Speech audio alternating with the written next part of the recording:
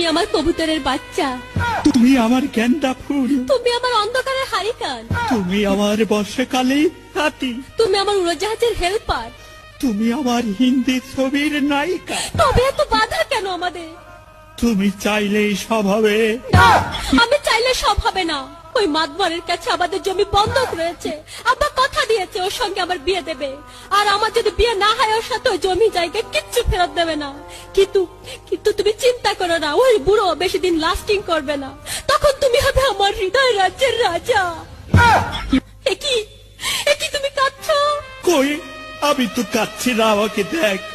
আমার বুকে তো কোনো কান্না নেই, তোমার চোখে পানি। চোখে যেন কি পড়লো। আমার কথা শোনো তুমি।